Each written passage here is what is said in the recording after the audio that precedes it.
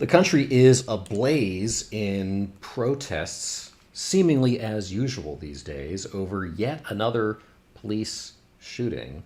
This time, not the regular police, the ICE police. The ICE police who are patrolling the winter in Minneapolis and who earlier this week had a kerfluffle with, well, you guys know the story. Anyway, there are people all over the country now protesting, and cities are all bent out of shape over this. And as usual, it's another culture war, Rorschach test about where America is and where America is going in the age of Donald Trump. We're going to talk about it here tonight on Land Speculation. Quack, quack, quack, quack, quack. Quack, quack, quack, quack, quack, quack, quack, quack. Quack, quack, quack, quack, quack, quack.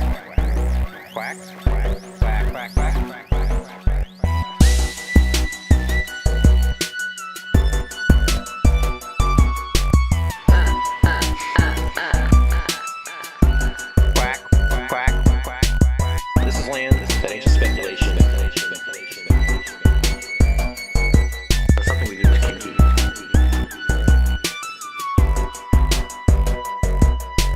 Quack, quack, quack, quack, quack. Quack, quack, quack, quack, quack. Quack, quack, quack, quack, quack. Honk, honk, honk, honk, honk. Where's your money? That would be weird. Ha, ha, ha, ha, ha, ha. Ha, ha, ha, ha, ha, ha. Let's see. I eat bars of soap for breakfast. I love bars of soap.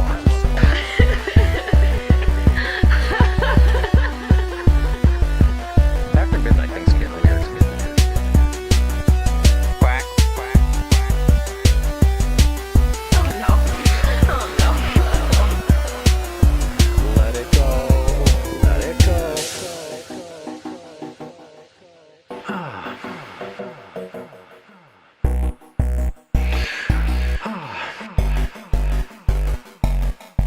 Cock.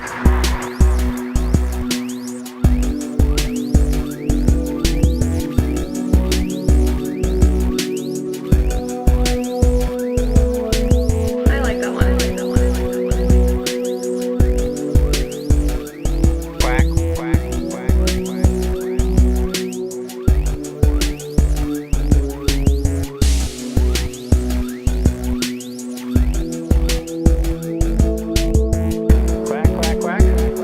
Quack, quack, quack, quack, quack, quack, quack, quack, quack, quack, quack. Come on, ducks.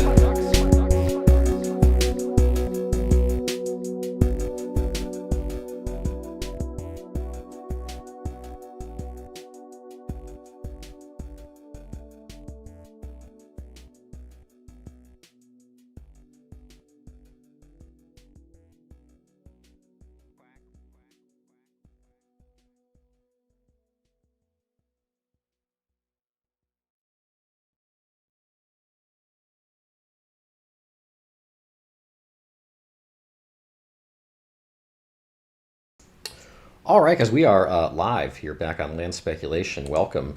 Very late at night here, but wanted to catch up a little bit on some of the things going on around the world and, I don't know, chit-chat about various things up to your discretion here as you please. Let me know. Let me know in the chat as things come up, as you want to chit-chat about things. Jeanette Quiet Castle, Jerry Carter, you guys are the medal winners tonight. Congratulations on being here first, along with Nightbot, who is, as usual, having a ball. Is Nightbot drunk? Is that what's going on here? Anyway, if you wouldn't mind dropping a like and a subscribe in the video as we get started here, appreciate that. Those likes help us out with YouTube. The subscribes help you guys know when we're on. Check our description for the link to our Discord and our Duck Fund. Of course, we are the Land Ducks here on Land Speculation. Yeah, a hell of a lot of stuff going on around the country right now. And yeah, well, this is the scene. This is the scene earlier today in Washington, D.C. We didn't have a chance to get out and see it. We've been out seeing things in Washington the last few days. If you didn't catch it, about an hour ago, we uploaded some raw footage, like hot off the presses, from the Venezuelan embassy here in Washington, D.C., which was subject to a bomb threat earlier this week, which shut down a large swath of Georgetown in the aftermath of the giant coup, well, kind of, the military operation in which the U.S. took out Venezuela's, I guess you could say now former president, Nicolas Maduro, and popped him up to a jail in Brooklyn. And now Venezuela is run by his deputy, and he's kind of being strong-armed by the United States into doing what the U.S. wants, and maybe, just maybe, won't be as socialist or as anti-American in the future. Maybe we'll get some of their oil and reset the global balance of power. But, little things like that get bumped to page 2 when we have a big thing like an individual that was killed in a confrontation, as they would say, a clash with an ICE agent in Minneapolis. And if you can't tell, I'm a little bit sarcastic about that. And I would say it's not like, on the scale of how miffed it makes me, it's pretty low on the scale, but it does miff me just a little bit that the relative balance of energy in our country right now is like 99% ICE and 1% Venezuela. And that seems backwards probably from how it should be. Anyway, people don't seem to really care that. Am I wrong about that? Do people care? Like, it seems like all the energy right now is on this Minneapolis thing, because for some reason ICE, maybe it's the winter time, maybe it's the double entendre. People seem to be really, really, really bent out of shape. People seem to be really like people are on fire about ICE. It's like sometimes you're so you can be cool and hot at the same time. Like, it's like me, people always said I was very cool and very hot at the same time, and it's a unique thing that people have to pull off. Anyway, people are really, like, there is a lot of hot energy right now, and the people that don't like ICE are really, really bent out of shape about it, and the people that are like really, really kind of like sick and tired of the whole illegal immigrant issue, and don't like having like mass criminals here on the streets who are both illegal immigrants and like child molesters and things like that, are also bent out of shape. That people are bent out of shape, because I think there are people for whom this is like, you look at ICE and you're like, wow, that's like the Gestapo. It's like the Third Reich. We have like the new Nazi Germany is coming to like take everybody out. And then on the other hand, you have people who are like, what in the hell are you talking about? This is like federal law enforcement that's enforcing federal immigration law, which has been violated en masse for decades, to a point that like grossly punishes Americans, native-born Americans, and has resulted in like some heinous criminals on our streets. And like, what the hell? You're like, the second we do one thing about that, you're mad about it. And so it's one of these like, sometimes you get these issues that they just like, they ignite people. People get really, really, really bent out of shape about them, and that certainly is the case today. Arrest the president, so said one of the protesters here in Washington, D.C. Gestapo ICE, but they colored stop in orange. It's like, Gestapo, stop the Gestapo. I get it. And then some printed signs there from, those are the Trump must go now signs. So those are being recycled. Those are the signs from the Surround the White House protest that we were at, like just a few days ago. We were at a protest back in December to Trump must go now by some kind of organization. And it was some kind of like, quasi, I don't know, allegedly quasi-communist organization that's trying to get everyone riled up about Donald Trump. Those are the people that have been trying to get Donald Trump out of office. Their signs were there. You get the people, like, these people are really angry. Like, look at this lady in the front. She looks, and maybe there's a lot of happiness lurking beneath that scowl, but it seems like a lot of anger. And so that was going on here in D.C. today. We'll continue to check out other energy that's happening in D.C. around this topic. I'm sure there will be more. But D.C. is not at all the only city that is ablaze, metaphorically speaking, on this topic right now. Since the The shooting in Minneapolis the other day. So I guess this is Minneapolis. So yeah, this is like, people tracking down these ICE vehicles and confronting them, getting in front of them, blocking them. There have been a whole bunch of incidents nationwide. Footage is coming out of these protesters, like all over the country, blocking ICE vehicles. These people, we will find you, get the F out. I assume that's a naughty word that they have grayed out there. They're accusing them of being racists and murderers. It's very intimidating. We will find you. Yeah. Payroll, HR, etc. Like we'll find out who you are, and we're gonna come and like hunt you down. I guess that's the premise. So, yeah, a lot of people out in the streets in Minneapolis today. It was a big day there. Even in the cold, people really, really bent out of shape. They commandeered the block where the shooting happened. This is the block in the middle of Portland Street there in Minneapolis, which I guess they built this thing to blockade the street because, that'll show them to like block the people who live on that block from getting to their homes, being on the right side of history and such. You just want to block the street and prevent people from going about their daily business and taking their kids to probably hockey practice in Minneapolis and things like that. But, recreational civil conflict has been the order of the day in the United States since we started doing these live streams, because we have a lot of people who are bored in this country and cosplay incredible bouts of anger and perceived oppression and things like that. And that's what's going on here. That's basically what's going on here. People are very, very, very angry. So that happened. The block is blocked. It's kind of ironic. Like the block where this went down was Portland Street in Minneapolis. It's tickling. Here's some more from Minneapolis. These are the protests from Minneapolis last night that, quote unquote, got a little out of hand.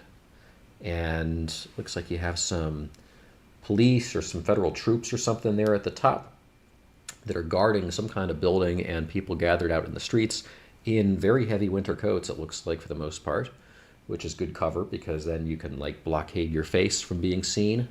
It's kind of a thing. One on the front, is this like a Saudi veil? What is this going on? That's interesting. And various flags and things like that. That's the Minneapolis scene. I think this is Texas. Texas was getting a little out of hand, a little rambunctious earlier tonight. The U.S. government kills its citizens. So, again, this whole issue, it's like a Rorschach test. You got people that are like, they think ICE is like the Gestapo that's out coming and terrorizing people for no reason. And then they're really mad about it. And like most things, it's sort of a quasi-issue, probably, for kind of other lurking anger in the ether. But, man, if this is Russia, if this is China trying to rile us up into some kind of bullshit civil war, they're doing a pretty good job of making people pretty angry at each other. So yeah, here's some people out in the street, laying down on the ground, blocking the police. So you have a couple lines of police there, and then these protests that just kind of sit on the ground and then sort of force the police to drag them into paddy wagons. The thing is like you live long enough and you've seen all this stuff play out over and over and over and over and over again. I often think this about university administrators. Like, it must be a really tedious job. When you've been like a university administrator for 35 years, but like every year there's new students at the university. So for them, the prospect of doing all these little bullshit protest things is novel. And they think it's like exciting and new and they're going to change everything. And you've just seen these same tactics over and over and over and over again. And, these police forces have to kind of maintain their cool and, abide by the rules that they have to abide by. And the people that get arrested, I guess, get arrested or at least driven around the corner. And, eventually this too shall pass and another thing will rise up and be the focal point of public vitriol. Here we go again. This is, I think this is Portland. I lose track of all the cities. There's so many cities that have been catching on different things. No one is illegal on stolen land. Oh, that old slogan. No one is illegal on stolen land. I mean, you can make that case, but like that case, like if you believe the U.S. is like an illegitimate country on stolen land, like that can be your opinion, but like you shouldn't expect that the U.S. government, like the U.S. government, the U.S. administration, the U.S. administrative state, to respect your view that the U.S. isn't a legitimate country. Like the British didn't think that the U.S. was a legitimate country either, but we beat them in a war. So at that point, you just have to like stuff your opinions in a sack because you lost the battle. So I guess if you want to try to topple the country, then don't act like it's some outrage when you get arrested for it. Protect Minneapolis, protect Portland, protect people, abolish ICE. So we went through on our stream the other night when we started talking about this issue, the list of some of the criminals that ICE had arrested in the very community where this shooting went down the other day, the community of Central in Minneapolis. And just like truly heinous individuals. I mean, like just child molesters and assaulters, thieves, like just, we went through the list of charges on some of those people. And it's like this premise that these are our neighbors, these are our immigrant friends and neighbors. Like, depending on which side of the Rorschach test you're on, I think it's very reasonable to view it as like kind of an insanity that there are people out there saying that those are the good guys. But then on the other side, you're like, okay, this is literally the SS, and they're rounding up our friends and our neighbors off the street. Seems insane too. These are where these things kind of blow up, is where everybody thinks the other side is insane, and we all gaslight each other. So J.D. Vance, for his part, posted this message. He's kind of become the lead trumpeter of the message on these little domestic disputes. He was the one who published the actual, cell phone video of the offending officer the other day, the one that shot the lady, which, if you watch the video, it looks like she's trying to drive him over. And then you look at the other angle of the video, and it's like, oh, maybe she's just trying to avoid him, and just, he's telling her to get out of the car, and she's not getting out of the car, and, the comments on the video are all like, you're a heartless person if you think that this exonerates the officer. And J.D. Vance has been, fighting back. So arresting and deporting these people, speaking about the cadre of really kind of heinous criminals that have been arrested as part of the ICE raids around the country, is absolutely critical to national security. So says JD. National Democrats are going to get our law enforcement killed if they don't stop lying about this issue and the people working to keep us safe. Okay, ICE provided a list of the most egregious criminal aliens they've arrested during the surge in the sanctuary state of Minnesota.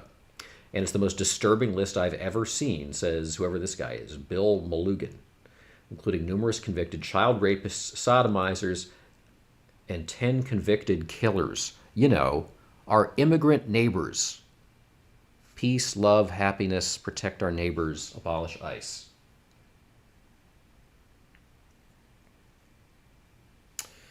So this is the deal. This is what's going on. I don't know. How you guys doing? How are you guys feeling about this?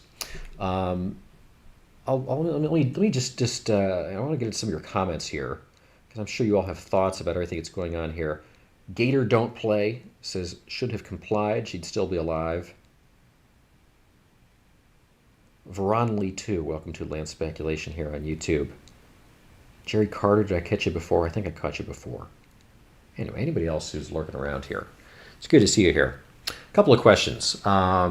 Who's responsible for this? The ICE agent or the woman that was, I don't know, depending on how, I don't know, is she some kind of activist protester? What was she? She was either some kind of heinous paid communist troll, or she was some wonderful mother guitarist lady that just happened to be on a Minneapolis vacation in January, depending on what media you consume.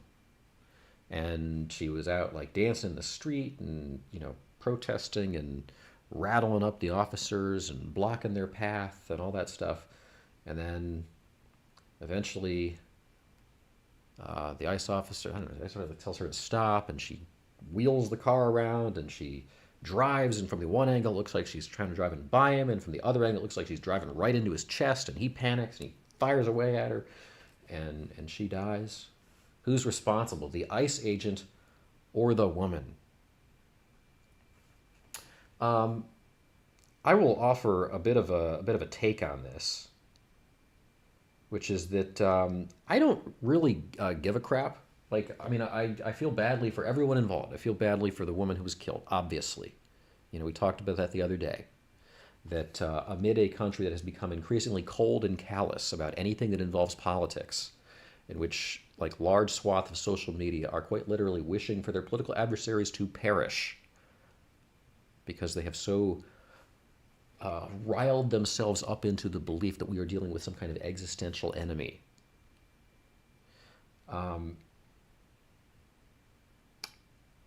I think it's important that we recognize that there is humanity in all these people, and like it's tragic when anybody involved in any of this crap dies, and if they died because they were getting like overly involved in some political bullcrap, maybe that should be a lesson to the rest of us to like ease up on the politics.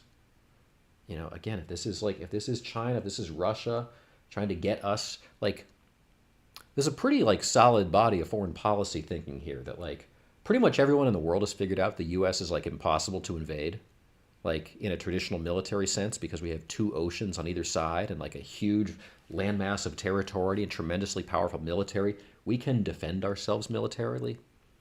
And so all these countries have figured out that like the best way to take down the US is if they can get the US to fight a civil war amongst ourselves.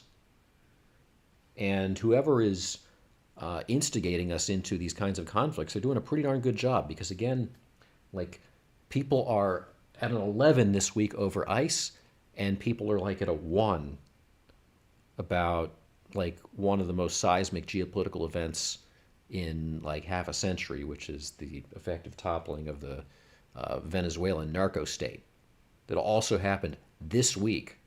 Like one of the most significant countries in the world, the country with the greatest sum of lifeblood oil of any country in the world. And we took out its leader like 6 days ago. And no one gives a damn because some lady was shot in Minneapolis. Like, we need to get our priorities straight, America. So who's responsible? I see the comments in the chat. People who are like, like, if the police tell you to stop, stop. Somebody had like a good piece of advice, which is like, stop viewing the police officers as these like, Power Rangers. Start viewing them as like scared people with guns. And if you treat them that way, you'll probably have better results. If you are at a point in your viewpoint of the world that you are cheering for the woman to have been some malicious actor here who was trying to drive over an ICE officer, or if you are at the point where you are hoping that the ICE officer was actually some really big, bad, hateful, evil guy that was just out to shoot somebody that day.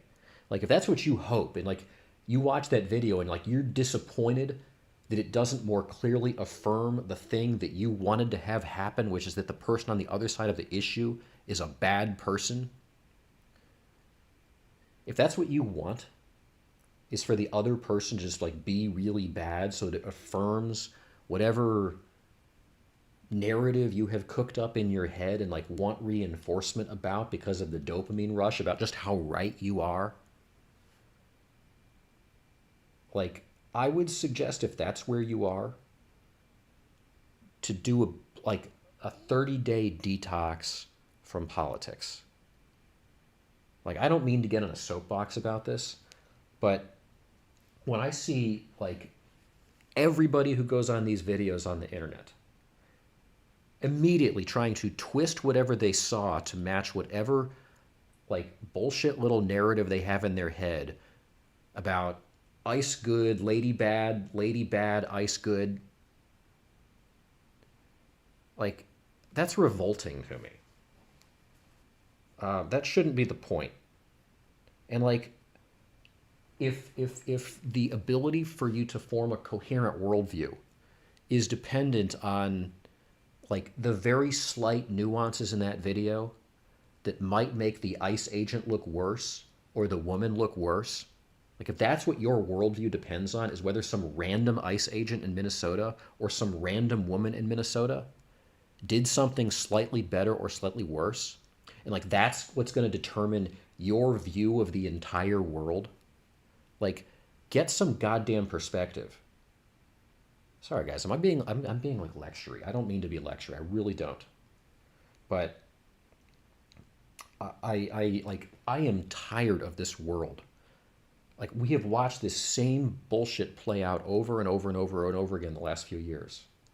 And I am tired of every one of these stupid police shooting incidents ending up in this like conflagration of people trying to frame the issue in the way that they want to have it be seen. And then this like surges to the top of the news cycle for a week, 2 weeks, in lieu of like actually important things in the world. I don't know whether that ICE agent was a good guy or a bad guy or somewhere in between. And I don't know that whether that woman was a good person or a bad person or somewhere in between. Prior to that little like 10-second video, I'd never heard of or seen either one of them. And I will probably learn very little about either one of them ever again in my life. And they will each be judged by their creator about the content of their character. And whether you think ICE is good or bad, and whether you think like the issue of dealing with illegal immigrant criminals is some like, you know, great unfulfilled task in American history versus, you know, some SS Gestapo like infringement on American rights, should not be contingent on like whether or not the ICE, this one ICE officer was like a good guy or a bad guy. Like, and I can't stand it. Like, this is where our politics goes. So anyway, who's responsible? I don't care. Like, I really don't care. That's not the point here. So set that aside. Did you see the other instance of people harassing ICE agents around the country? Yeah, and like that's shitty. All around the country, you know, federal law enforcement officers from ICE are getting their cars like boxed in and surrounded by these just like pathetically self-righteous people. I don't know. Like if you're out protesting, like you think being on the right side of the history is to like be out in the streets protesting on behalf of child rapists? Like I don't know that that's like a particularly good look. So yes, I've seen some of the other instances. There's lots of videos out there, and they're shitty.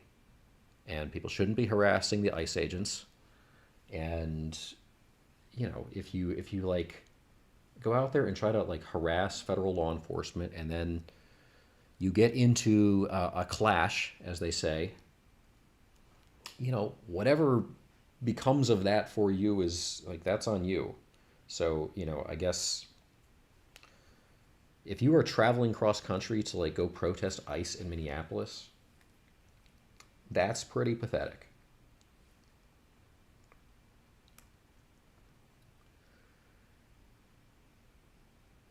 Like the addiction people have to politics right now is like it's the biggest, weirdest, and sickest thing uh, like going in America, like by far.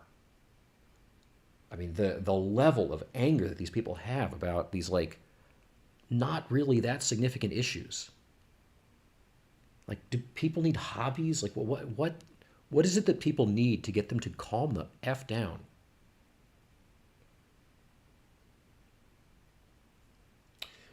Okay, did I see the other instance? Yes, yes, I did. I saw that. Okay, so I was asked to, and I might do a longer thing on this. Why are cities allowed to be sanctuary cities in the first place? So there is a distinction between federal law and local and state law. And it would stand to reason because you think about like the subsidiary that like the federal government's on top, states are under that, and then cities are under that. The fact that the U.S. is the way it is, the fact the U.S. was started as a series of colonies and we built a constitution that was largely oriented around preserving states' rights, it creates conditions that can be very frustrating for the federal government when the federal government is trying to enact anything at a national level.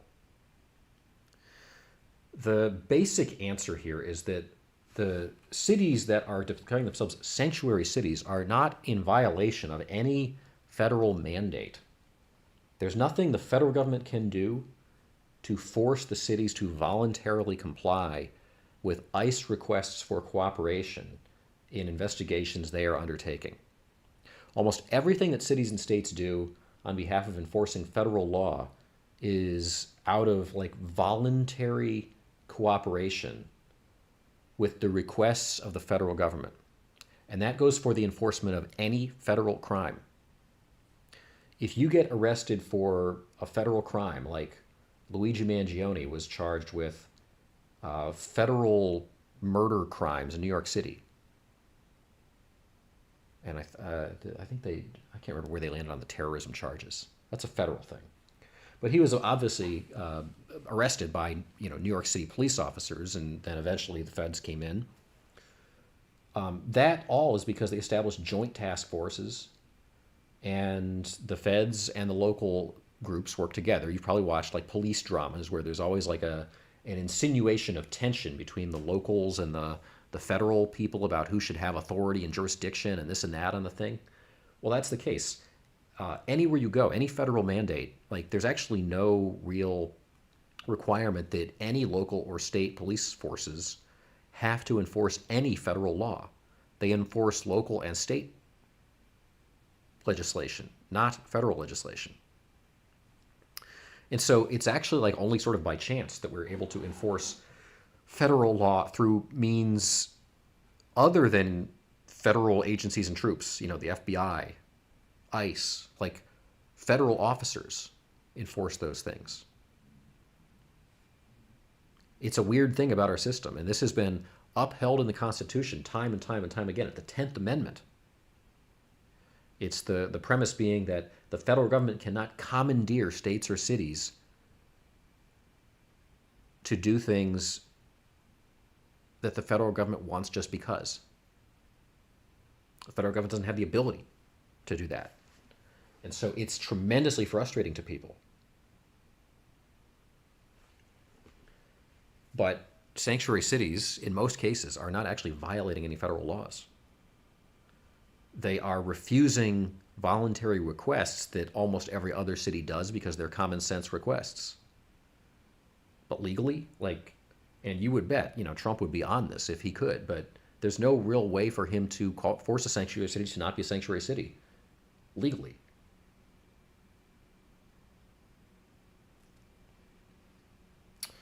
Okay, what does this mean for who's going to be president in 2028? I will just say, having seen some of JD Vance's posts the last few days, I'll just go out here right now and say that guy does not have it. JD Vance is not going to be the president come 2028, 2029. He does not have the ability to appeal en masse to Donald Trump, and part of the reason he doesn't is because he's way too in the weeds on these culture war things.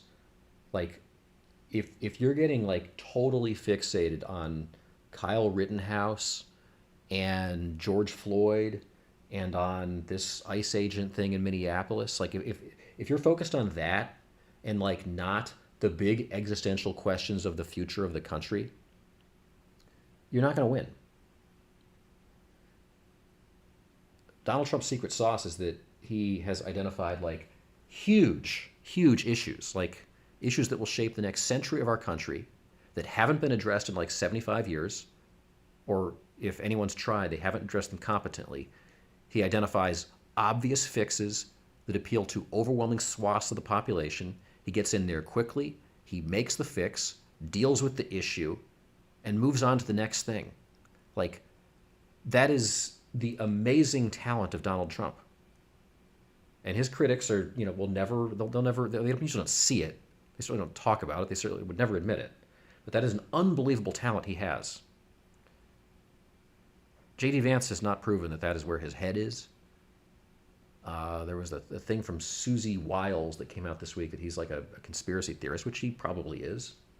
Smart guy, very eloquent, good talker.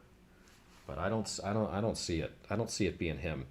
Can you believe if we had had Kamala Harris and Tim Walz with everything we've seen from Tim Walz the last few weeks? And I commiserate with people who look at Minnesota right now, and the fact that like the leadership in Minnesota has pivoted from having to backpedal on the utterly unbelievable, egregious fraud scandal that they have, I mean, at best allowed and at worst shepherded the,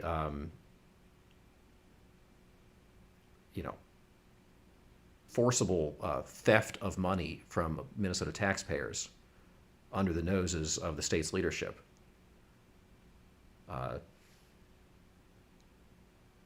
To now, like, speaking with, like, unbridled arrogance in defense of the worst criminals in America, again, the worst child molesters, the worst murderers, the worst, assaulters and thieves. And, we went through the list of just some of the people that were arrested as part of the ICE raids in the central neighborhood on our last stream.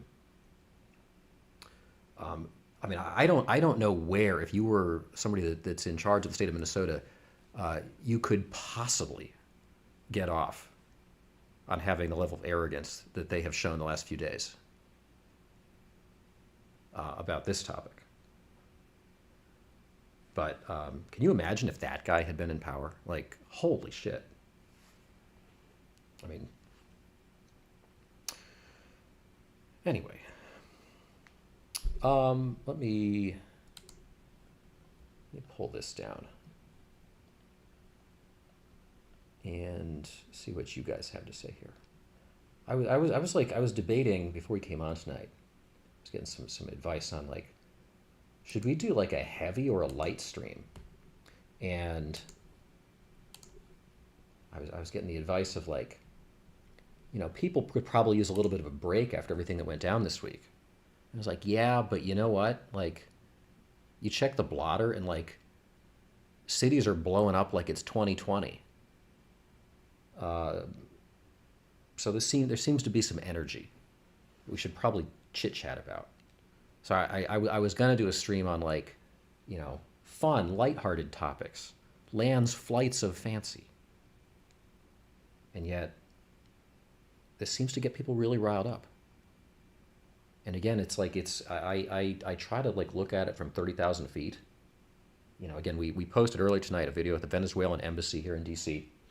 Hot off the presses, like live, it was live footage when we filmed it. It's pretty recent footage of, like, what's actually going on at the Venezuelan embassy, which is basically nothing right now, despite the fact that we've had, like, one of the most seismic geopolitical events in modern American history that took place 6 days ago, that, again, nobody gives a damn about, because some lady got shot in Minneapolis.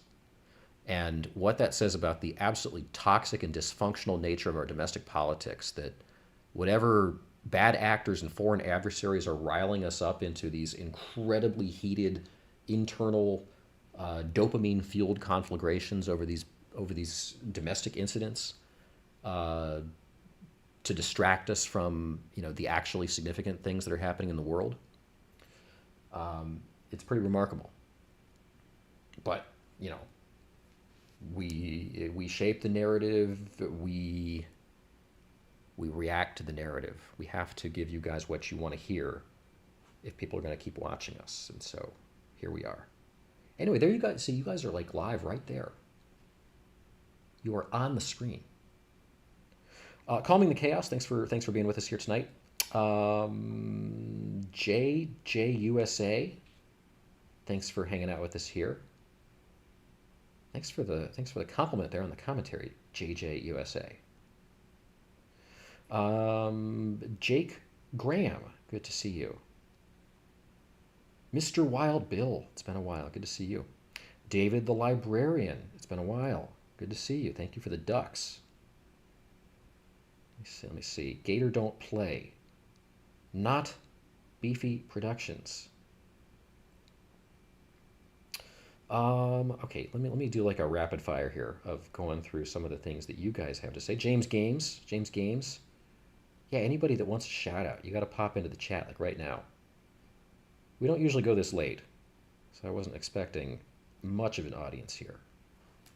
You know, hopefully people will watch this on the replay, which means if you post in the chat right now, you can be famous. Think about it, like there are going to be people watching this tomorrow, and your name's going to pop up. You're very exciting. Okay, let's see. Let's pop up back to the top here. All right. What do we got? Okay, lots of highs and hellos. Excellent. We got Maduro. We did not get his deputy. We could get his deputy, Quiet Castle. That is an intentional decision by the Trump administration to keep her in power right now. Basically, so it seems, because the military is actually sort of willing to obey her, whereas the opposition leader military won't obey her, and so I think the administration actually knows what they're doing on this. And yes, it's frustrating for Americans that we didn't take out the entire administration of Venezuela. There's always somebody who's going to step up next, and socialism in Latin and South America. If we learned anything from the last 50 years, it's that shitty socialism that destroys the economies of Latin and South America will never die. That is like the most venomous, poisonous snake, of which you can never cut the head off that snake.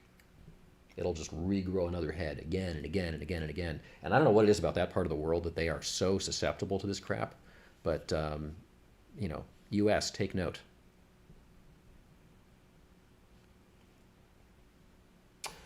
Their oil, it's Trump's oil, according to him, talking about Venezuela.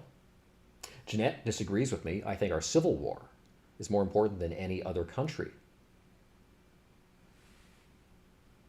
Quiet Castle says they wanted another George Floyd moment, and they got it. Yeah, there's a bit of passion play going on here about this incident. It's current law. If they didn't like it, they need to get Congress to change the law instead of attacking ICE. Federal immigration law, Quiet Castle is speaking about there. All right, I feel bad for people that live there on that block of Portland Street in Minneapolis that was shut down by protesters with too much time on their hands today. The sheriff of Philadelphia, says Quiet, threatened ICE and said they'd smoke them if they entered their city. Well, they're not allowed to do that. That would be a federal crime by any of those Philadelphia officers, and that would be an egregious criminal act, and probably saying that is something they could probably get charged for. All right, let me see here. Gator Don't Play is a big fan of ICE. It's interesting. Like Minneapolis in January is always replete with ICE, just a little bit more this time.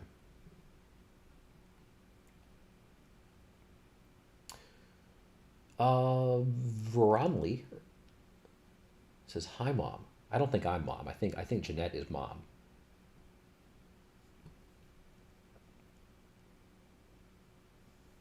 If you aren't illegal or committing any other crime, then you should have nothing to worry about, says Quiet Castle. I think illegal immigration has not been enforced for so long that that sense of entitlement of people that have committed federal immigration crimes is pretty strong, I would say.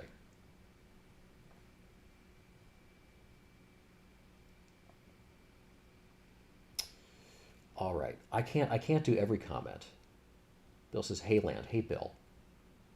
I was asking the question, who's at fault? The cop or the woman? Bill says, the woman driving the car. Jeanette says the politicians that have been encouraging people to act the way she did are responsible. Yeah, I mean, people are responsible for their own actions, but yeah, if you're a politician that's like out there encouraging people to go engage in like egregious civil disorder or attacking federal officers, then yeah, I mean that's pretty shitty too.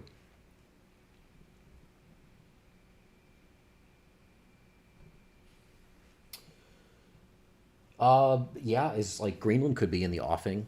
Yeah, this would be like a good week of cover for Trump to plot a Greenland thing. I mean, if Trump went and like took over Greenland, would we care more about that, or would we care more about this Minneapolis thing? These shootings, man, they get people riled the hell up. All right, all right. Not Beefy Production says the guy should never have pulled the trigger in that situation, talking about the ICE officer. This is why I hate these situations turning into these like proxy wars for people's political like like your ability to engage in a political discourse or debate with somebody that believes something different should not be contingent on whether the police officer or the woman was in the right in this situation. That's ridiculous. And I cannot stand when our politics devolves into people playing a proxy war over those actions. Like, I don't need to carry the water of either one of those people. Like, I don't know who the hell they are. They don't mean anything to me. Like, whether you agree or disagree that, like, ICE should be arresting pedophiles in Minnesota, you should be able to make a judgment on that specific incident about whether or not the cop should pull the trigger in the situation. Of course, like none of us were there.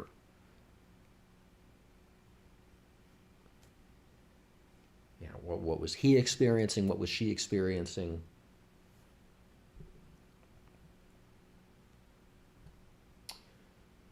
How would you frame her running a cop over? I mean, I guess her defense would be, you look at the other camera angle, and it doesn't look like she's necessarily intentionally trying to drive him over. She's maybe just incidentally about to drive him over.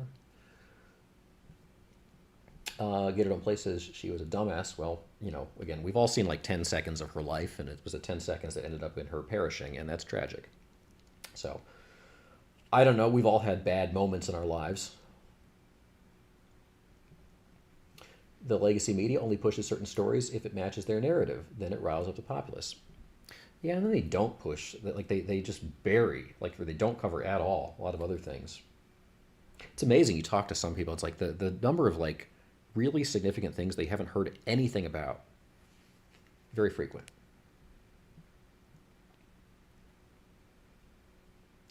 Jerry Carter says, "Be a duck. They do not judge or be judged themselves. They are just ducks."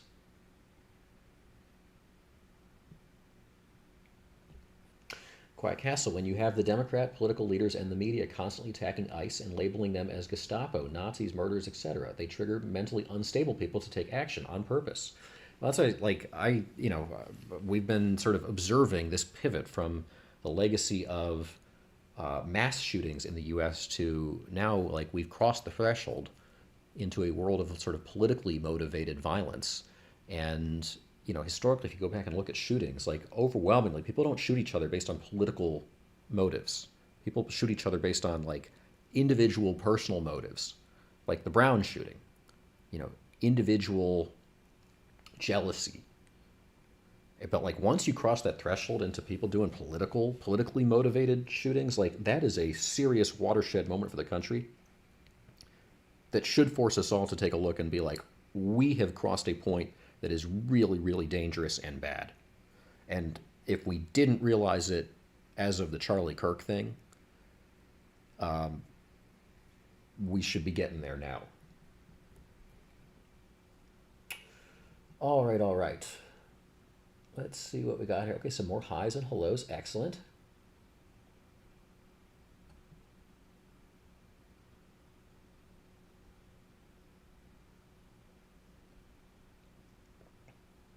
Jeanette says conspiracy theories are next week's truth. I don't think that's a YouTube approved perspective.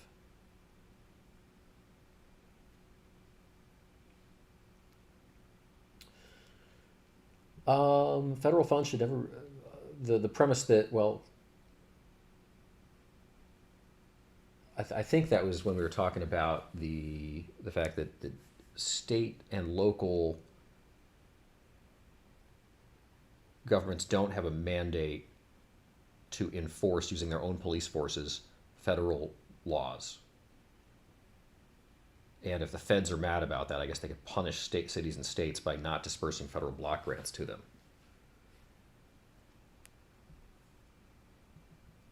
Yeah, I guess. Who would be against getting rid of fraud? Apparently, a lot of people probably in on it. I mean, if you've ever like had individual fraud perpetrated on you, like I know some people that have had like individual Social Security fraud perpetrated on them, where they get like a 1099 at the end of the year because somebody was like claiming retirement benefits in their name. That is a tremendous like that's like as that feels as violating as having something stolen from like inside your home. It is like it is unbelievably horrible to do to people.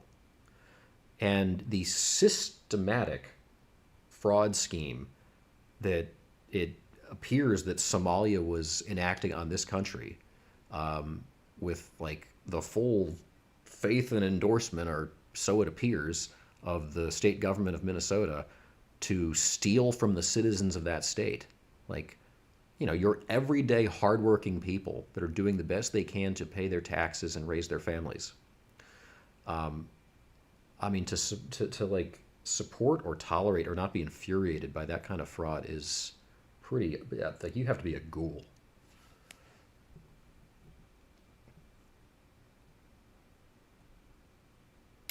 I think Nostradamus said we would run out of presidents before 2028. I have like a book from some guy from like he published it in the early 2000s that the world would end in 2008, and then when it didn't, he published an amended version saying the world would end in 2012. And I have the first one of those books, and it didn't come to pass.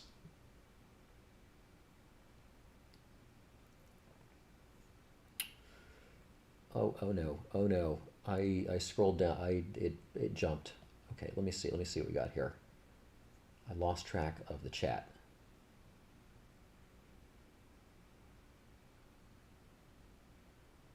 Have I listened to James Fishback? I don't know who James Fishback is. Something I can look up. The future of conservatives. So says JJUSA. Well, sometimes people come out of nowhere. Mamdani came out of nowhere. He might be the future of America. Our great forthcoming communist revolution that everyone on social media seems to want. He's got more palatable charisma to the masses maybe than AOC, but he also comes off like a little bit like he's like as a teenager. So I don't know. If you put Mamdani and AOC in a primary together, who would win? Good question. Land speculation, the perfect show for doing dishes or drugs. Thanks, Jerry. I'll take that as a compliment, but I don't know what you meant by it. Socialism is growing in the U.S. too, unfortunately, says Quiet Castle.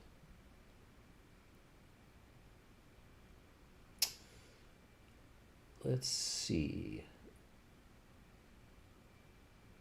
It just seemed like the people sort of like the era of Donald Trump, and you can fault Donald Trump for this. I mean, he's certainly a generational figure. His rhetoric certainly has unleashed other people to also say whatever extreme things comes out of their mouth. Like there used to be a level of restraint that was pretty common in leaders at all levels of government that does seem to have dissipated. Living in Greenland, you need a big winter coat to live in Greenland. It is cold up there.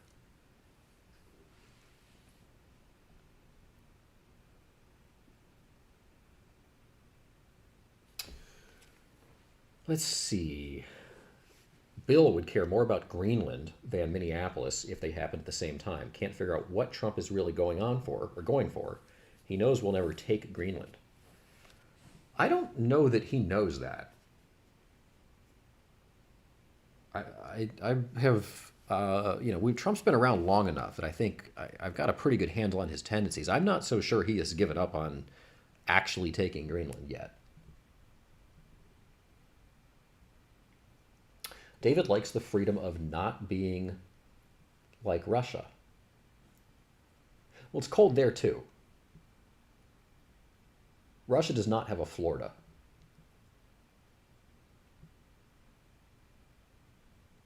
Political intercourse is the foundation of American values.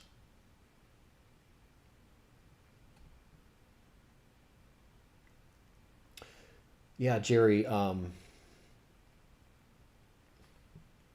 it's after midnight, but not today, man.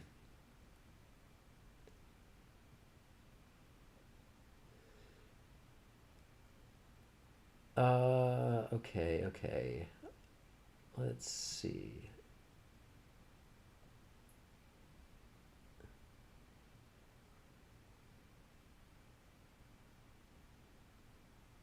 I'm getting lost on David's comments. I need to react to comments more saliently when they are uttered. So otherwise, I lose track of the context. We all need each other to hold American freedoms together, says Jerry Carter. If we attack or take advantage of another country, they can protest and act like it was wrong. We look compassionate and blameless.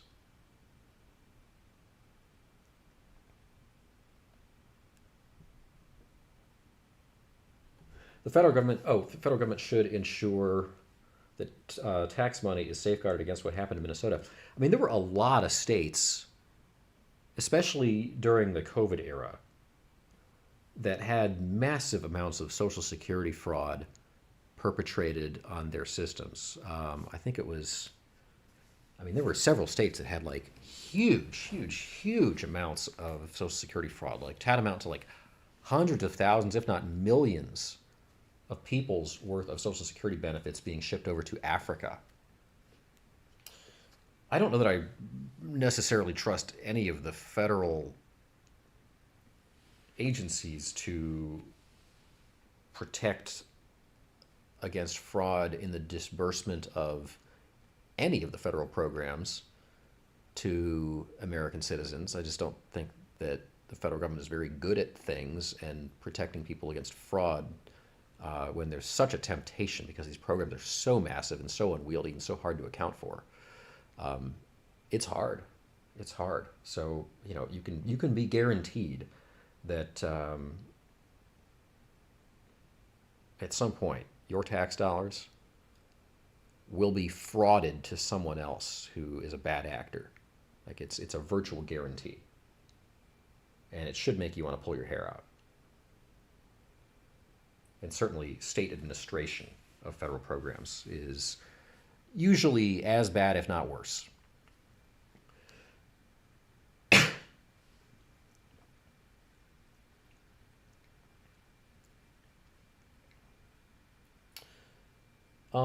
Let's see. Greenland could go to bed and wake up to Yankee Doodle Dandy playing on their local radio station. There is an opposition leader in Greenland that is kind of playing ball with the U.S. right now. I don't know what the I don't know if you took a vote among the Greenlanders or Greenlandians or the Greenland ducks. I don't know what they call them there in Greenland. But if you had like a poll or a vote, what would they vote for? How many of them actually want to be Americans? I mean, that seems like small potatoes next to the ability to get all their resources and protect the northern passage over the top of the world. Like, there's some pretty big geopolitical interest there. There's only 56,000 people in Greenland, and it's like, I don't know. At some point, you got to be like, it's cute that you guys have preferences, but like, we got to do what's best for the Western world.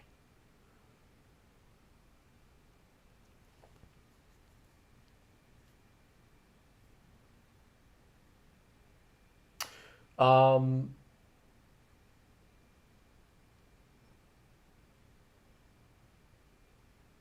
yeah, okay. David doesn't like does not like the critique of federal incompetence and inefficiency.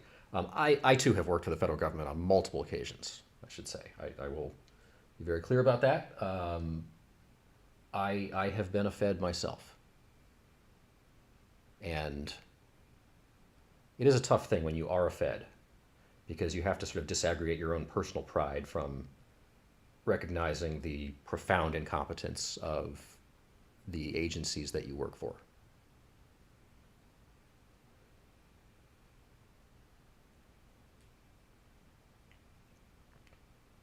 And there are million. I mean, it's one of the issues with the system that there are millions of people that work for the federal government. There's way too many people that work for the federal government, and I'm sure they range from good to bad, as would any random sample of millions of people. So,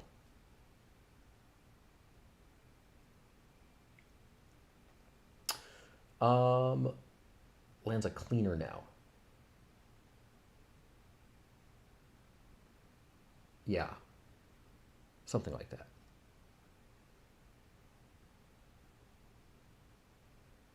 Duck pays better.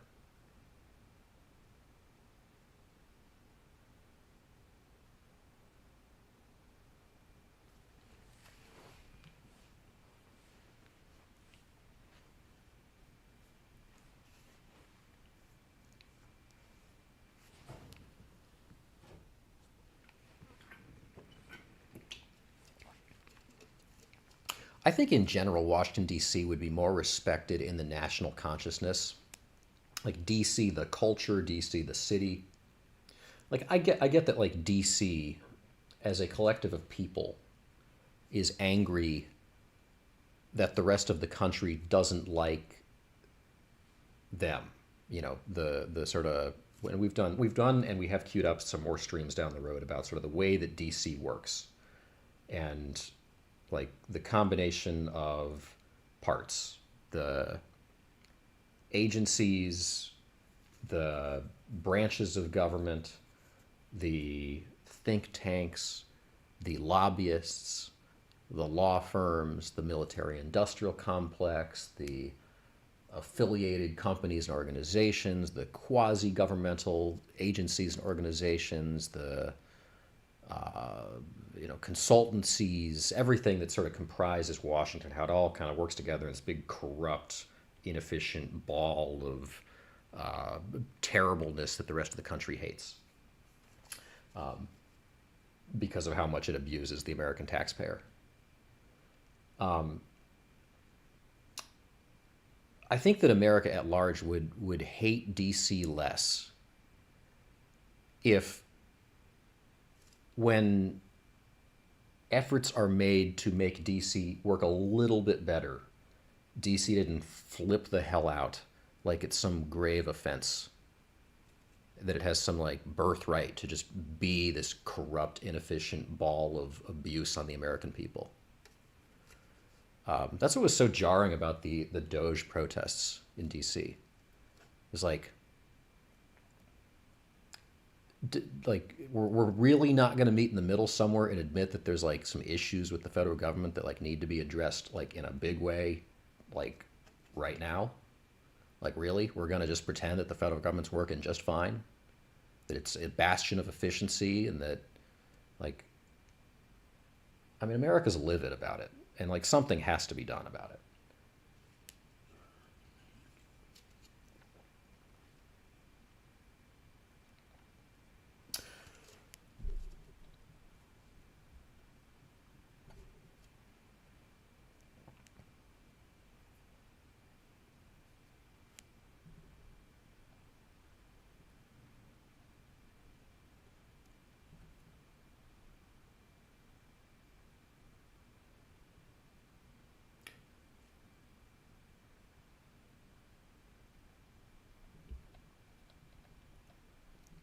All right. Any other hot takes? What do people got? Anything? I don't know how long have we even been streaming for? Oh, it's been an hour. This is supposed to be 40 minutes, guys. How did this turn into an hour?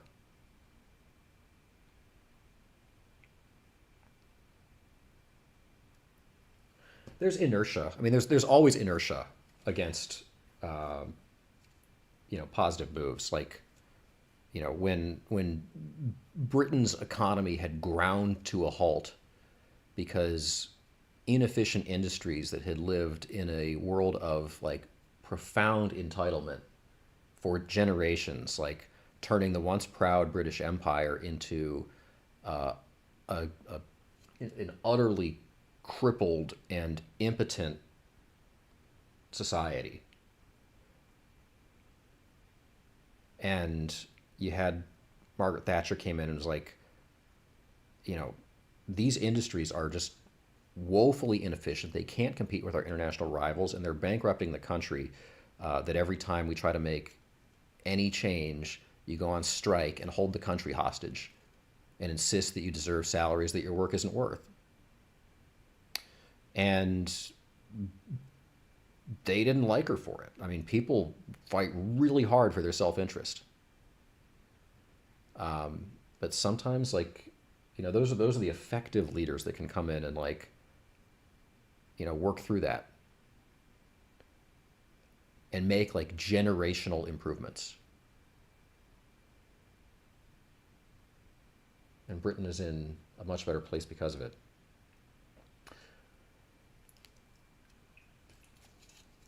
Hopefully, some of these geopolitical moves this administration has taken on will bear fruit.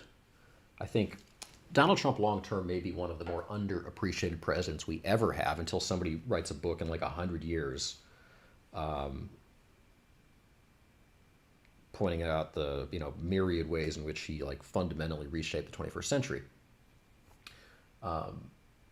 By his supporters, he might also be one of the more overrated presidents, but there's a lot going on like geopolitically right now. The border stuff.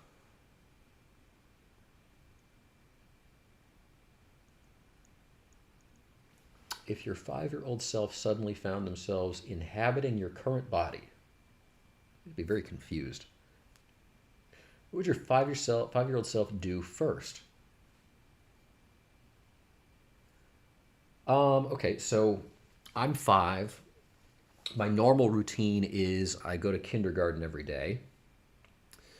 And I remember like playing in the little the sandboxy thing. You were supposed to use the sandbox to like act out like little Jesus skits. They had little figurines of of like the New Testament characters. And they had this lady that would come and sit us around in a circle every once in a while and tell us another Bible story on a little rug. And then we were supposed to go like on our free time in kindergarten, go play the Jesus stories in the sandbox together. So I kind of remember that from kindergarten.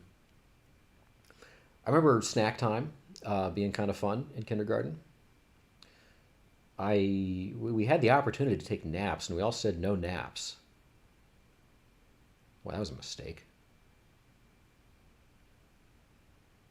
So I'm taking that 5-year-old, and I'm putting that 5-year-old in my current body doing this stream right now.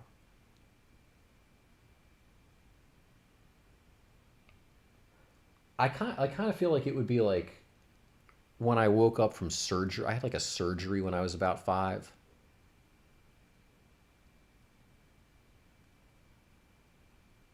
And when you wake up from surgery, it's very discombobulating. And I think like the first thing that you do when you're 5 in that situation is you cry a lot because you're looking for somebody that can come like explain this situation for you to you. So I think like the first thing I would do is probably like bawl like a 5-year-old. And then I guess when I realized no one was coming, I would explore my new surroundings. And I would be confused. And eventually, like a cat brought into a new house, I would eventually realize like, oh, this is the world that I inhabit now. And eventually I would probably stumble into another person. And that person, seeing that I was like a rambling, aimless 5-year-old that just suddenly stumbled onto the scene, would probably end up asking me like where do I belong, and somehow I would end up like in the hands of some kind of authority figure that would try to figure out my identity. And since my identity would be that I'm secretly 5. Wait, no, I'm a 5-year-old, but I'm in an adult body. How does that work? It would probably be confusing for people because they would expect me to like interact with them as an adult, but I'd be interacting with them as a 5-year-old. Probably eventually I would be turned over to some kind of authority figure, and they would try to document my identity, but it'd be very confusing because I wouldn't have any identity and my parents wouldn't be anywhere near the situation, and I would probably end up in some kind of child protective services, but then it would be weird because like I would have like a full-grown body. I don't know how that story ends. It'd be very strange. It's like that Tom Hanks movie. Yeah, there is a Tom Hanks movie about swapping. Or I guess he's 12 and he becomes an adult, or he is an adult and he becomes 12. I can't remember which direction it goes.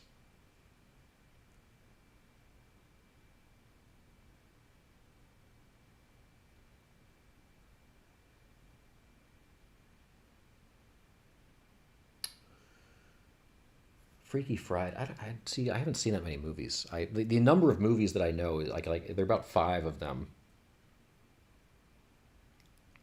I wonder, that'd be an interesting exercise sometime. Name all the movies that I've ever seen, which is probably not a very long list. I could do a stream on that. That's a good stream. I need to keep writing down these stream ideas. There was one the other day in the chat that came up on the Discord. Because otherwise I forget. Yeah, I could do that like probably in one stream. Name all the movies I've ever seen. Maybe it's like a dozen. It's probably more than I think, but it's not very many.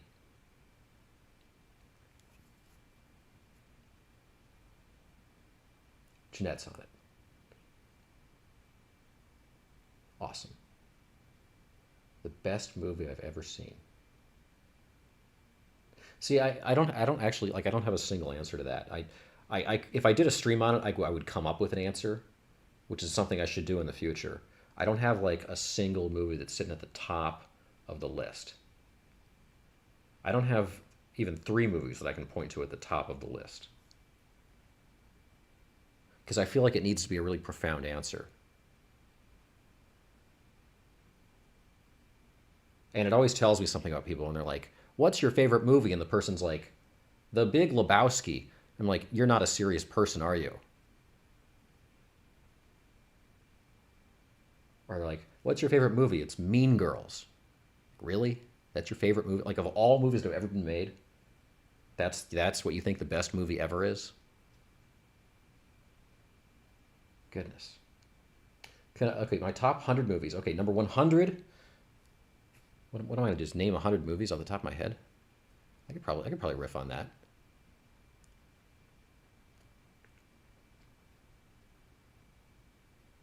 Number 100, Galaxy Quest. Number 99, The Mummy. Number 98, Gladiator. Number 97. I gotta think of some shitty movies. There's some shitty movies I've watched. Frozen was pretty terrible. Okay, that's number 97. 96 is, I mean, it's probably better than that, but I'm thinking of it. So The Lion King. Number 95 is... Yeah, these are going to be way out of order. I can name 100 movies. Put them in some kind of order. Number 95, The Wizard of Oz. Number 94, Charlie Chaplin, City Lights.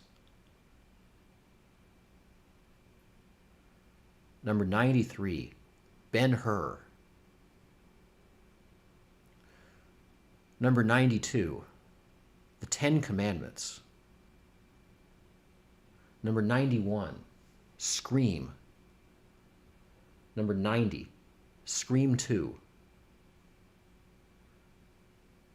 Number 89, Halloween. Number 88, When a Stranger Calls. Number 87, Eating Raoul. Number 86, The Departed. Number 85, Borat. Number 84, the first Sex and the City movie. Number 83,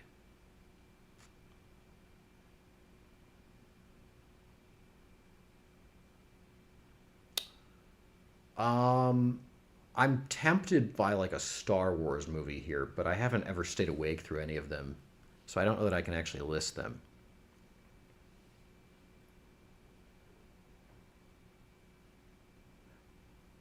I believe I once saw Ocean's 11, but I don't remember. I couldn't follow it, and I don't remember a thing about it. Number 82, Wayne's World.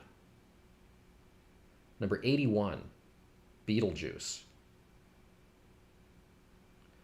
Number 80, Breakfast at Tiffany's. It was Jerry Carter's hat tip. Number 79, Casablanca is like regarded as one of those all-time top movies. I can't really follow it when I watch it, but it does seem like it's a good movie. So it probably belongs a lot better than that. I don't know if I've ever seen Bambi all the way through. I mean, when I was a kid, I got sat in front of a lot of Disney movies that I could not follow, and I bored the tears. Like, they bored me to the point of like, I don't know, what do you do when you're like to the point of like,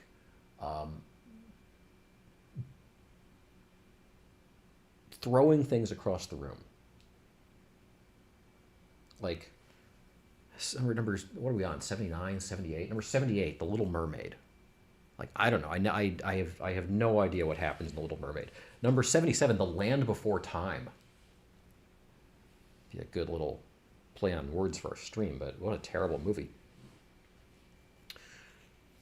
Number 7, what are we on? 76, Bad Santa. Number 75, A Christmas Story. Number 74, let's knock some of these Christmas movies out. Number 74, National Lampoon's Christmas Vacation. Number 73, National Lampoon's European Vacation. Number 72, National Lampoon's Vegas Vacation. And number 71, National Lampoon's Vacation.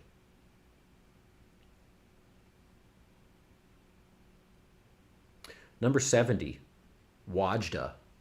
It's an obscure indie movie about a girl in Saudi Arabia that something happens to her, and I don't remember what it is. Number 69, The Truman Show. Number 68, 2001, A Space Odyssey. Number 67, the original Planet of the Apes. Number 66, the new Planet of the Apes. Well, not the newest one. I think new one as of like 25 years ago. Number 67, Reno 911 Miami.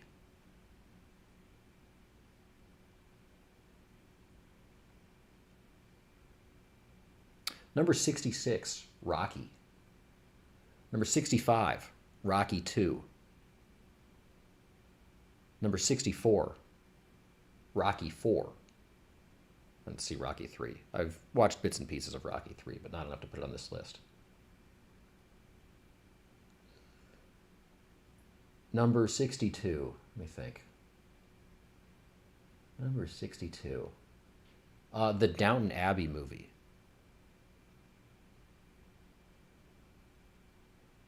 That was not my choice to watch that. Number 61. We're running out of movies here, aren't we? Number 61.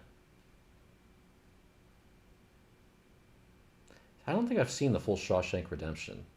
I know the gist, but I don't think I've seen it.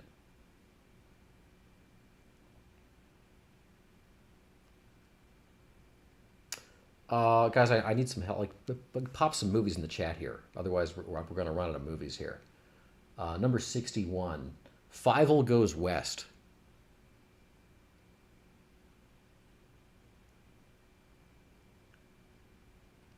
Number 60,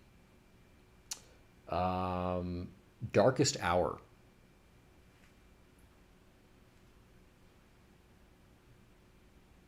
Number 59, I, Tanya. Number 58, Stand By Me. That's pretty good, David. That's a good one.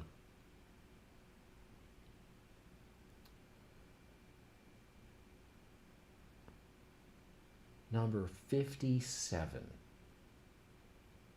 Number 57, The Sting. I was way too young when I watched that. I have no idea what happens in it. Number 56, Soylent Green.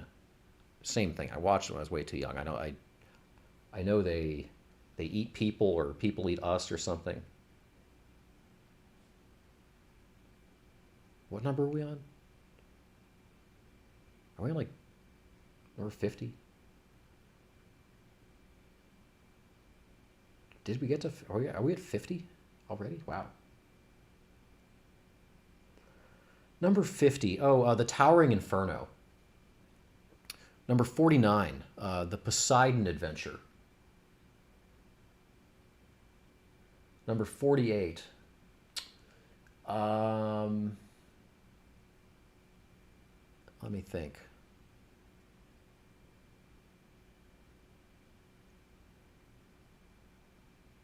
I haven't seen Schindler's List. No. No. 48. The Lives of Others. It's a good movie.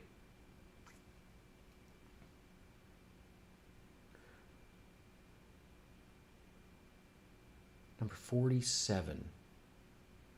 47. Bull Durham. Number 46. Saving Private Ryan. That's a good call, Quiet Castle. Number 46. Pearl Harbor. Fell asleep during it, but in theory did watch the whole thing, but I don't know what happened. Number 45. Major League. Number 45 or 44. Angels in the Outfield. Number 43, Field of Dreams. Number 42, Rudy. Number 41, Miracle.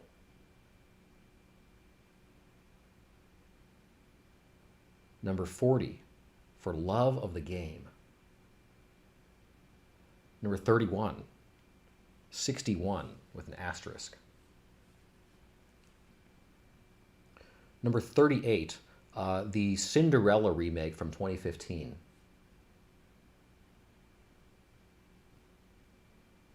I haven't seen the full Shining, no. Number, what are we on, 38? 37? I'm gonna keep this moving. Number 37. We're probably skipping some numbers. Cocaine Bear, that's a very good movie. Number 36, Haunted Boat. That was a really good movie. Number 35, Jaws. Number 34, Jaws 2. Number 33, The Perfect Storm.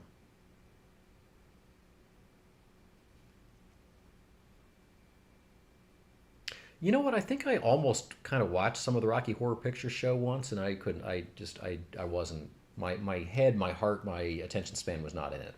I don't think I can count it.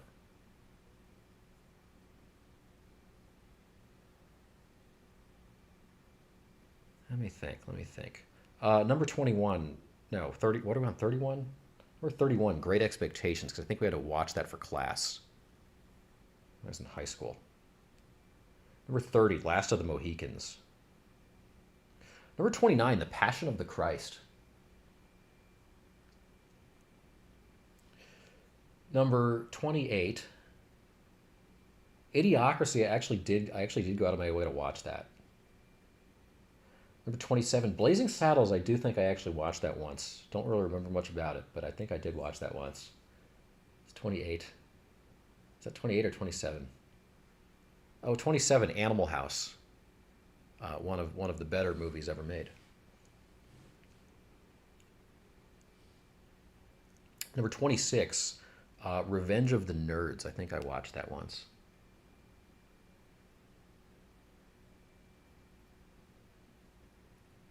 Let me think here.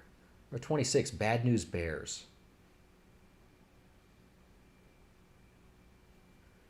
Let's see. Number 25. What's that? What's that crazy movie everybody was nuts about in like 2010? The one with the 3D glasses and stuff.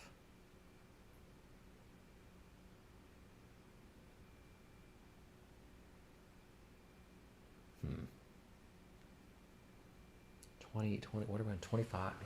What number are we on? I lose track of these numbers so quickly. I have no short-term memory. We're on 20, 24?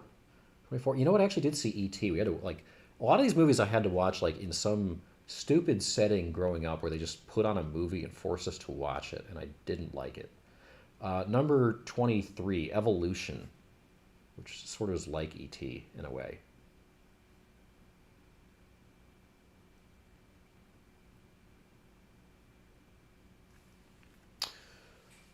Other Alien movies? Number 21, Beavis and Butthead Do America. That's an all-timer. You know, I've never watched Top Gun all the way. I tried to watch that on the airplane once, and I couldn't do it. Same thing with Forrest Gump. I tried watching that one on the airplane. I couldn't get there. Number 21, Citizen Kane. Did I already say that? I think I tried watching that once. Number 20, Gone in the Night. It was a made-for-TV movie, I believe, on WGN in the mid-1990s. Number 19. Number 19, I believe I had to watch The Matrix once in school. Number 18, October Sky. Number 17,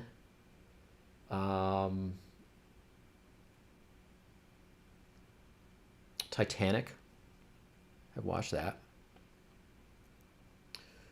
Number 16, Home Alone. Yep, that's a good call. Number 16 is Home Alone.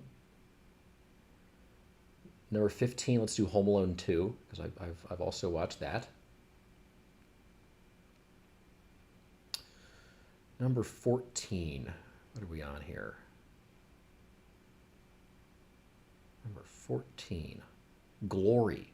It's about the Civil War. I think I had to watch that in school once.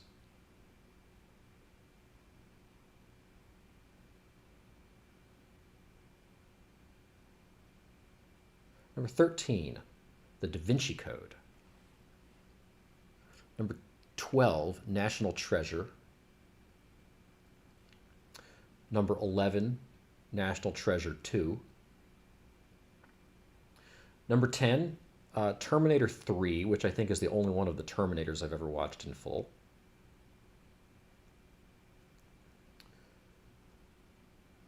Number 9. We already said 2001: A Space Odyssey. Need to update that with like 2002: A Space Odyssey. Number 9. Let me think here. Number 9.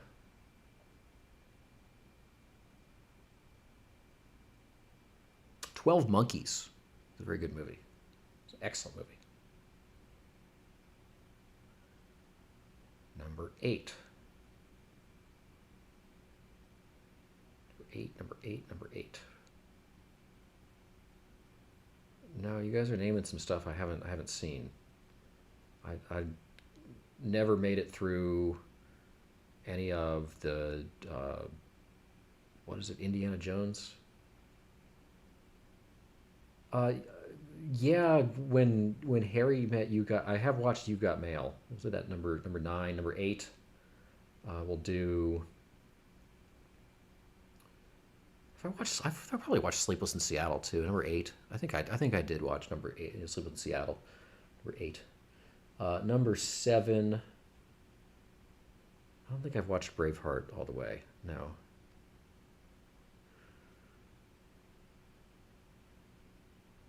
Oh, number seven. I watched Napoleon, the movie about Napoleon on the plane.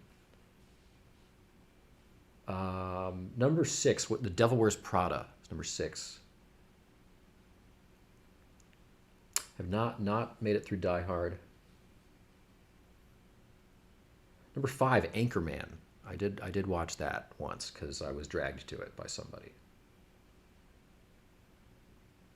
Number four. The home stretch here. We only got to come up with a few more. We might make it. Number four. I tried Oppenheimer on the plane, and I didn't. It was actually not bad. I just didn't. It's really long. I didn't get that far into it. Number four. Number four.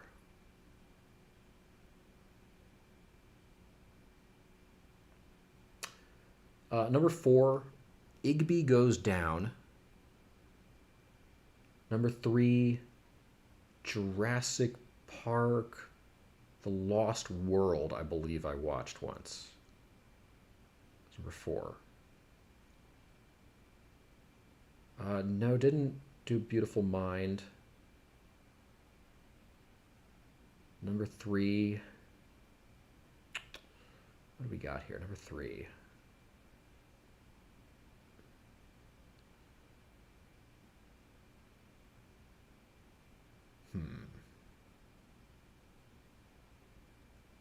We got to be able to come up with three more movies here.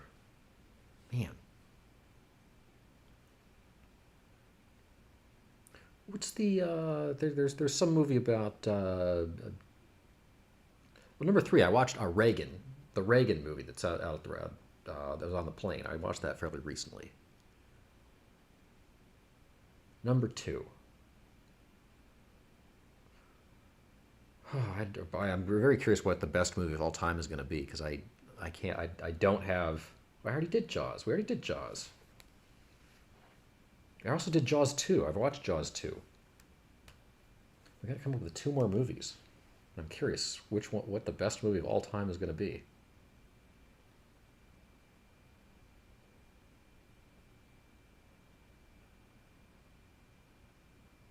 Did I say Bad Santa 2? I did watch the sequel to Bad Santa. Okay, number one. We got one more movie. Okay, keep naming movies. The first person to name a movie that I've seen, that's going to be the best movie of all time. So I need like a lightning round here of movie names, guys.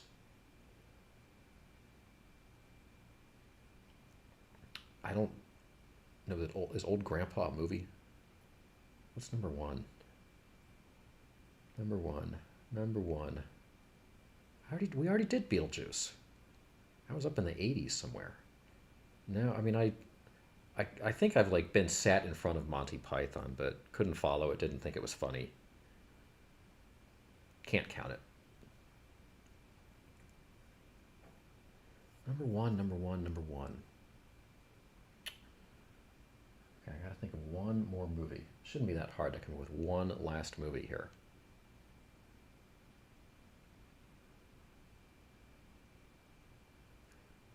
Three Stooges is not a movie. That's a show.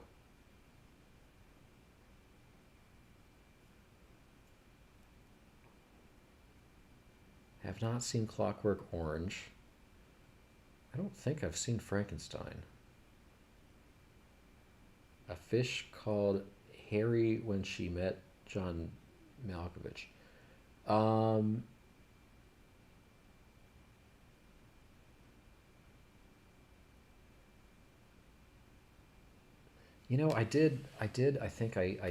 I think I watched one of the Batman movies in a theater. I think I either watched the 2005 Batman or like the 2008 or 9 Batman in a theater. Maybe. Count that. I have to count that. So I can't think of anything else here.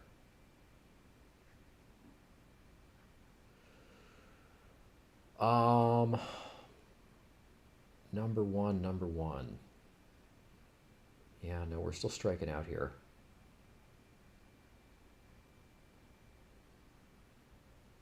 I don't think I've ever seen a Superman movie. I do believe I was sat in front of the Spider-Man movie in 2004.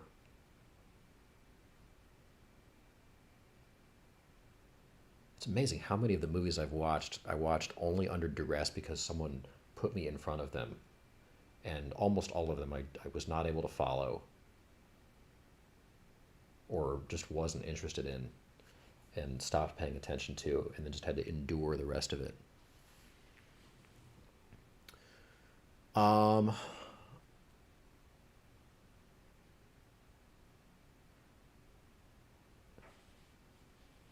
Number one, The Sound of Music. There we go.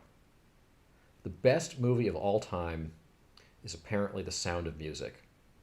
And I have never watched that voluntarily, but I have watched it like a bunch of times under duress. And I do believe that whatever her name is, Maria, the woman that is the protagonist in that movie, is Hitler. I believe that movie is an allegory. I believe that she is Hitler. And I think I had scripted out like an academic paper that I was going to write with that as the premise, and someone dissuaded me from actually writing it because they thought that I was ahead of my time and that I would be persecuted for my beliefs.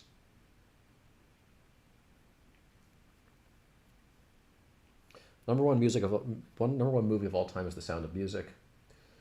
That is the top 100 movies of all time.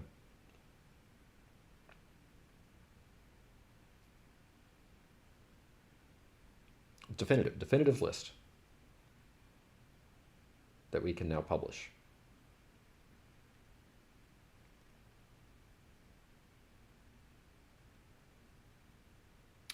All right, this went longer than I thought it was going to go. That was a good lightning round thing to get me diverted and rambling.